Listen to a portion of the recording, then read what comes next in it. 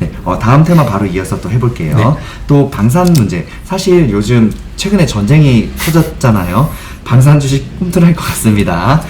어떻게 생각하시는지 책에서도 첨단 반도체와 방산 산업에 대해 발전과 미래에 대해서 이야기해 주셨는데 어떤 의견 갖고 계신지 최근에 전반적인 그 지금 상황에 대해서 또 같이 한번 이야기 부탁드립니다.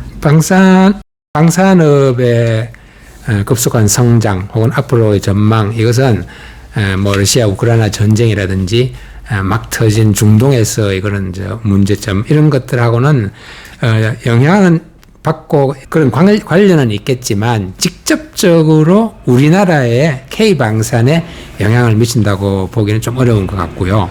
K방산 자체가 그 사이에 많은 시간과 노력을 들여서 경쟁력을 키워왔기 때문에 이제 좀 꽃을 피우게 되지 않나 하는, 그게 이제 요점인 것 같아요. 우리나라 소총이 이제 처음 만들어진 게 거의 한 50년 전입니다.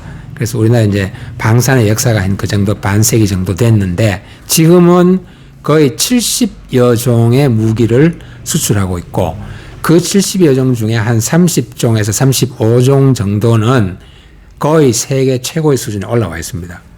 그래서 2022년 같은 경우는 우리나라의 그 방산 수출이 이스라엘을 능가했다 해서 이제 굉장히 박수가 터져 나왔는데, 이스라엘이 굉장히 그 우리 방산에 있어서는 우리의 롤 모델이었고, 저 사람들을 어째 한번 이겨볼까 하는 그게 이제 꿈이었거든요.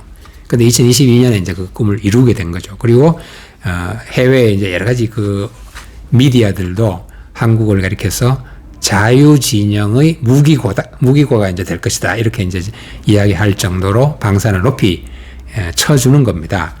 그러면 우리나라 무기 체계, 아까 말씀드렸다시피 30개가 넘는 무기가 세계 최고의 이제 품질에 와 있다고 그랬는데, 우리나라 방산이 가진 경쟁력이 무엇이길래 이런 괜찮은 전망을 하느냐, 이렇게 물으신다면, 우선은 그 가성비가 좋습니다.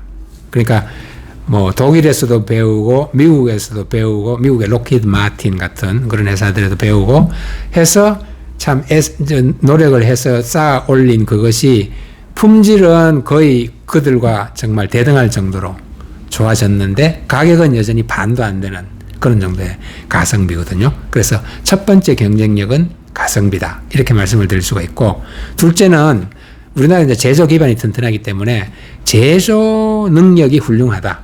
그래서 납기를 어기는 일도 잘 없다. 이 납기를 특히 이야기하는 이유가, 이 방산 이 분야에서는 납기를 어기는 일이 허다한 모양이에요. 그래서 그게 악명 높은 산업인데, 우리나라 같은 경우는 납기를 어기는 일이 별로 없다, 거의 없다, 이런 이야기죠. 그래서 제조 능력이 훌륭하다. 세 번째는 정치적으로도 한국이 담백한 나라라 그래요. 그러니까 어떤 전략적인, 정치적인 그런 어젠다가 별로 없다는 얘기죠. 그래서 구매하는 나라에서 한국의 무기는 사도 별 뒤끝이 없다는 거죠. 걱정이 없다. 이런 여러 가지 이제 이유 때문에 한국 방산이 경쟁력이 굉장히 이제 높아져 있죠. 그리고 이제 한국 방산이 아마 미디어에서도 좀 떠들기 시작한 게, 본격적으로 이제 이야기된 게 폴란드 때문인 것 같아요. 폴란드의 대형 그런 수주를 하게 되고, 또 폴란드는 그 동유럽 전체를 아우르는 그런 영향을 갖고 있기 때문에, 이번에 특히 이제 우크라이나 전쟁 때문에 한국 그런 무기들이 굉장히 각광을 받고 있거든요.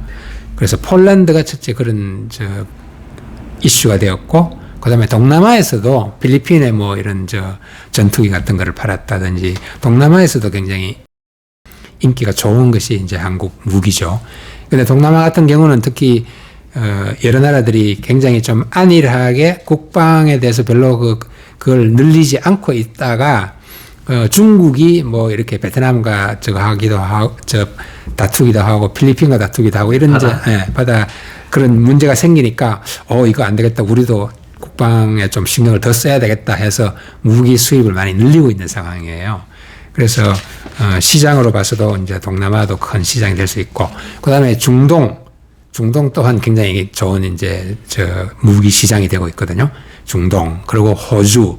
이래서 이제 시장 자체도 굉장히 확산이 되고, 심지어는 뭐 캐나다까지 뭐 이런 식으로 늘어나고 있는 상황이고, 또 품목으로 보더라도 지금까지 뭐 전차, 자주포, 뭐 경공격기 뭐 이런 식의 이제 무기들이 많이 팔렸는데 이게 이제 점점 확대되고 무인기라든지 엔진 자체라든지 아니면 군함을 위시한 함정에 이르기까지 우리나라 이제 그 무기의 수출 범위가 이제 늘어나는 거죠. 그래서 방산 업계에서는 뭐 어떤 회사가 있습니까? 한화 스페이스, 에어로스페이스 같은 회사, 그다음에 한국 뭐 항공우주, 카이 같은 회사, LIG 넥스원 이런 회사들이 있겠죠, 대표적으로. 그래서 방산 경우는 2024년에도 날씨 맑음이라는 전망을 해볼 수 있을 정도가 되어 있는 것 같아요. 아, 네. 여담입니다만 지금 네. 중요한 이야기를 많이 해주셨는데 저도 이 이야기를 전적으로 공감이 가는 게 네.